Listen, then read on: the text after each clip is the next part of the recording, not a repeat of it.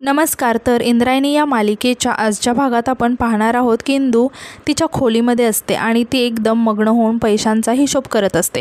तेव्हाच आता तिथे अदू येतो आणि इंदू तिच्या कामांमध्ये एकदम मग्न आहे हे बघून हळूच तिच्या जवळ यायला लागतो आणि तिला घाबरवणार तितक्यातच इंदू अदूला म्हणते की काय विचार करतोय अदू.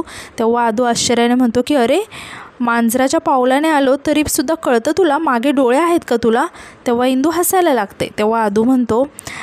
तेव्हा इंदू म्हणते की तू आलास ना की डोकं कसं टिकटिक वाजतं, लगेच कळतं की तू आलायस ते. आता अदू इंदूजवळ बसत तिला म्हणतो की तुला एक विचारू का.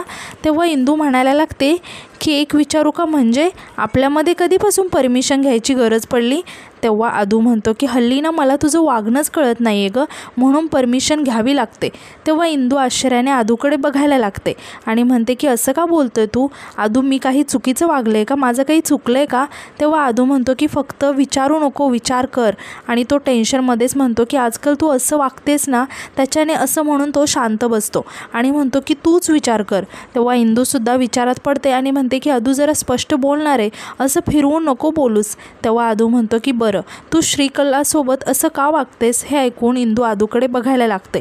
तर दुसरीकडे करिश्मा मोठ्याबाईंच्या खोलीत आलेली असते. तेव्हा मोठ्याबाई करिश्माला म्हणतात की महत्त्वाचं काय असेल ना ते बोल आणि पटकन निघ. तेव्हा करिश्मा मोठ्याबाईंना म्हणते की मोठ्याबाई, ती नवीन मास्तरीणबाई नाही का, ती श्रीकला. तेव्हा मोठ्याबाई म्हणतात की हां, तिचं काय. यावर करिश्मा म्हणते की तिला ना आपण आपल्या टीममध्ये सामील करून घेऊया. म्हणजे मी ना असं कन्फर्म बघितलं आहे मोठ्याबाई, इंदीने ना त्या श्रीकलाकडे पाहिलं ना की तिच्या डोक्यात तिडीकच उठते. तेव्हा मोठ्याबाई हसायला लागतात आणि म्हणतात की तू नको काळजी करूस गं, ती आपल्याच टीममध्ये. तेव्हा करिश्मा आश्चर्याने विचारते की काय सांगताय मोठ्याबाई. तेव्हा मोठ्याबाई म्हणतात की तू जे ऐकलं तेच सांगते तुला. तेव्हा करिश्मा खूप खुश होते आणि मोठ्याबाईंचं कौतुक करायला लागते. आता मोठ्याबाई करिश्माला चहा आणण्यासाठी पाठवतात. तेव्हा करिश्मा आता तिथून निघून जाते. तर इकडे इंदू अदूला सांगायला लागते की अदू, का कुणास ठाऊक करे, मला ना त्या मुलीकडून चांगल्या वाईब्स येत नाही आहेत. यावर अदू म्हणतो की का कुणास ठाऊक म्हणजे, अगं काहीतरी ठाम कारण पाहिजे ना, असं उगीच कसं काय वाटू शकतं. तेव्हा इंदू म्हणते की अदू, अरे याआधी मला असं कुणाबद्दल मी बोलले का. तेव्हा अदू म्हणतो की अगं मग त्या श्रीकलाबद्दल का बोलतेस असं. तेव्हा इंदू म्हणते की मला नाही सांगता येणार ते. तेव्हा अदू इंदूला म्हणतो की अगं काय बोलतेस असं, मला पण नाही सांगता येणार का, मला सांगण्यामध्ये काय अडचण आहे. तेव्हा इंदू खूप टेन्शनमध्ये येते आणि म्हणते की अरे असं का बोलतोय अदू तू. तेव्हा अदू म्हणतो की हे बघ इंदू, तू पण असं नको ना वागू. हे बघ इंदू, तू तिच्यासोबत जे काही वागलीस ना ते मला अजिबात पटलेलं नाही आहे आणि आवडलेलं सुद्धा नाही आहे. आजपर्यंत दिग्रजकरांच्या घराण्यात कुणीच असं वागलेलं नाही आहे. तेव्हा इंदू अदूला म्हणायला लागते की अदू, अरे मी तुला कसं सांगू, ती श्रीकला आसपास आली ना की त्रास व्हायला लागतो. अरे मला एक अशी नकारात्मक ऊर्जा कसला तरी सापळा रचते आणि मग असं म्हणून ती अदूला म्हणायला लागते की अदू मला नाही समजत आहे. तेव्हा अदू वैतागून म्हणतो की इंदू तू काय बोलतेस, हे कळतंय का तुला. अगं तू बोलतेस हे, अगं आपण भूताच्या माळावर शाळा उभारतोय. अगं त्याच्यासाठी आपण जीवाचं रान केलं की लोकांना कळावं की भूत प्रेत असं काहीच नसतं. निगेटिव्ह एनर्जी, भूत, या सगळ्या गोष्टींबद्दल बोलते. काय बोलते, हे सगळं काय आहे. तेव्हा इंदू म्हणते की मला जे वाटते तेच मी बोलते अदू, तू विश्वास ठेव ना माझ्यावर.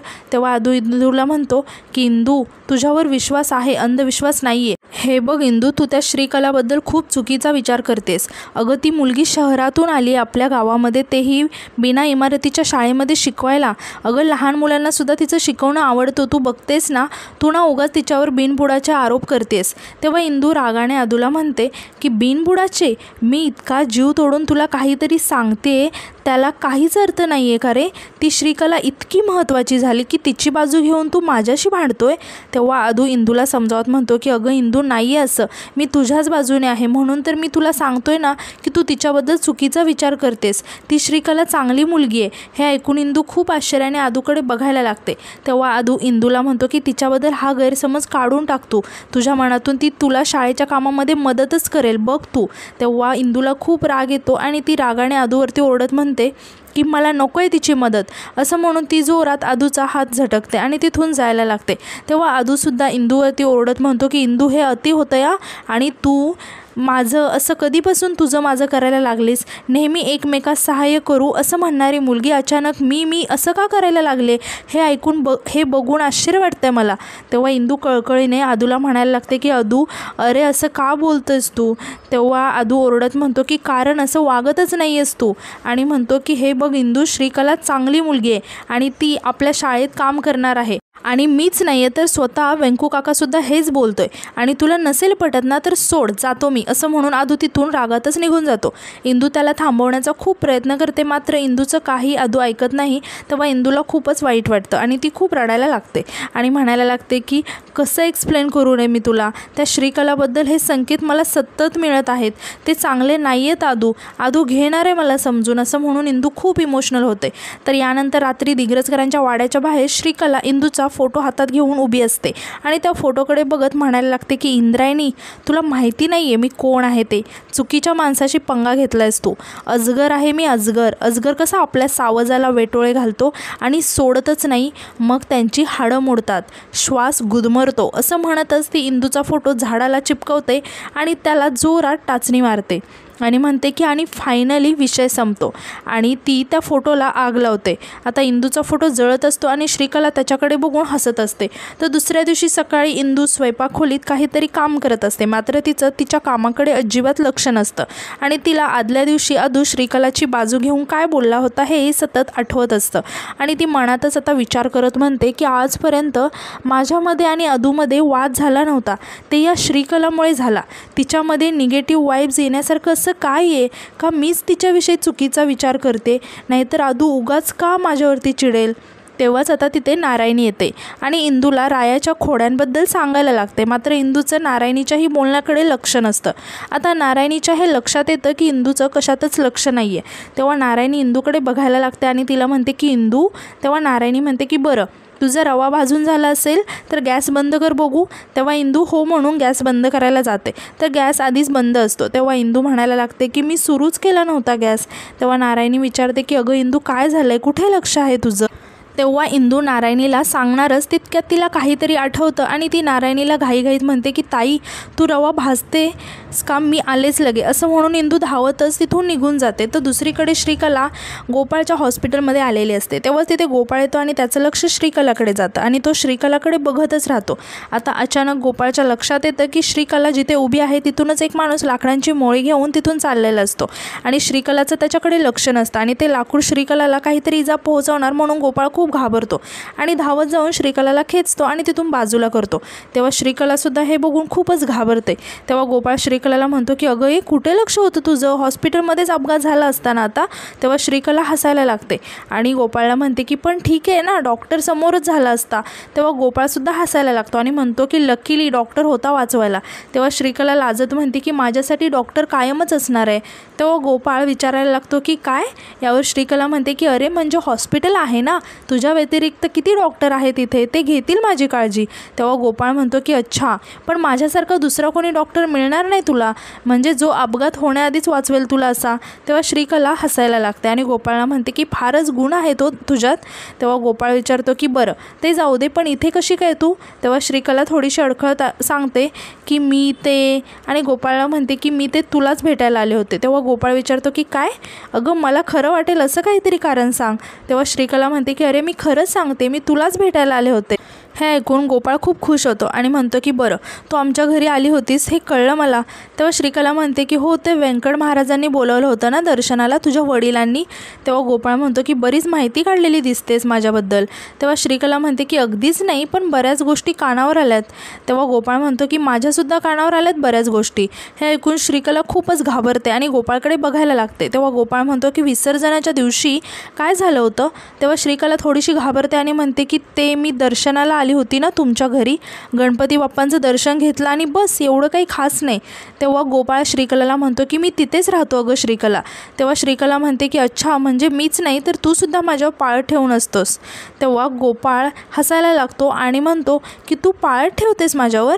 तेव्हा श्रीकला म्हणते की अगदीच नाही, आणि ती गोपाळकडे बघायला लागते आणि त्याला म्हणते की पण ज्या माणसांबद्दल उत्सुकता वाटते ना त्यांच्याबद्दल थोडं जाणून घ्यायला आवडतं मला. तेव्हा गोपाळसुद्धा श्रीकलाकडे बघायला लागतो. तर दुसरीकडे इंदू धावतच मंदिरात येते. तिथेच व्यंकू महाराज असतात. तेव्हा इंदू व्यंकू महाराजांसमोर येते आणि गुडघे टेकून त्यांच्या पायावर डोकं ठेवून ती खूपच इमोशनल होते. तेव्हा व्यंकू महाराज आश्चर्याने विचारतात की इंदू, अगं काय झालंय? तेव्हा इंदू म्हणते की महाराज, अहो मी घरभर शोधलं तुम्हाला, मग वाटलं शेतात असाल, शेतात जाऊन बघितलं, मग मंदिरात आले, तर आता तुम्ही मला इथे दिसला. तेव्हा व्यंकू महाराज विचारतात की अगं पण काय झालंय? यावर इंदू म्हणते की महाराज मला तुमच्याशी बोलायचं आहे. तेव्हा व्यंकू महाराज हसायला लागतात आणि म्हणतात की अगं मग बोल की, पण आत्ता मला एका कामासाठी बाहेर जायचं आहे, तिकडून आलो की मग आपण बोलूया, असं म्हणून व्यंकू महाराज तिथून जायला लागतात.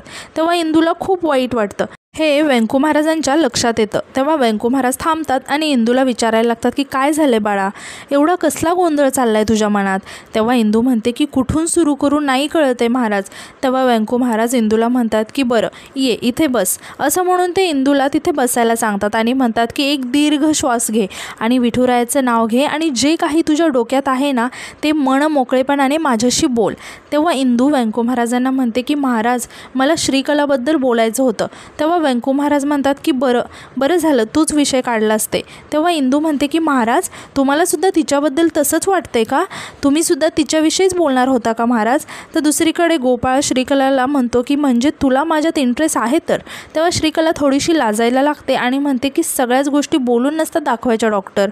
तेव्हा गोपाळ श्रीकलाला म्हणतो की श्रीकला तुला विसर्जनाच्या दिवशी इंद्रायणीचं दर्शन घेण्यापासून रोखलं ना?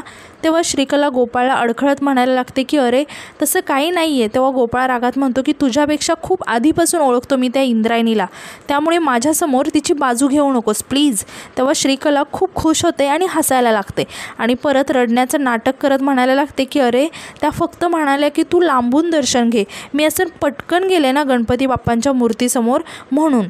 तेव्हा गोपाळ म्हणतो की तिने तुला दर्शन घेण्यापासून रोखलं. तेव्हा श्रीकला म्हणते की गोपाळ अरे तू असा चुकीचा विचार नको करून घेऊस, इंद्रायणीताई काही चुकीचं म्हणाल्या असं नाही वाटत आहे मला. आफ्टर ऑल तो दिग्रजकरांच्या घरचा गणपती होता ना, म्हणून कदाचित इंद्रायणीताई असं म्हणाल्या असतील की तू लांबून दर्शन घे, कारण मी काही तुमच्या घरातली नाही आहे ना. हां आता मी दिग्रजकर असते तर त्यांनी असं केलं नसतं. तेव्हा गोपाळ श्रीकलाला म्हणतो की अजून तरी तू या घरातली नाही आहेस. तेव्हा श्रीकला आश्चर्याने गोपाळकडे बघायला लागते आणि विचारते की म्हणजे? आता गोपाळ श्रीकलाला काहीतरी बोलणार तेव्हाच गोपाळला इमर्जन्सी आली म्हणून वॉर्ड बॉय बोलवायला येतो. तेव्हा गोपाळ लगेचच तिथून आतमध्ये निघून जातो. आता गोपाळ गेल्यावर श्रीकला हसायला लागते आणि म्हणते की सध्या तरी घरातली नाही आहे आणि ती खूपच खुश होते. आणि आजचा एपिसोड इथेच संपतो. तर आजचा एपिसोड तुम्हाला कसा वाटला हे कमेंटमध्ये नक्की सांगा आणि उद्याच्या नवीन एपिसोडसाठी आपल्या चॅनलला सबस्क्राईब करा. धन्यवाद.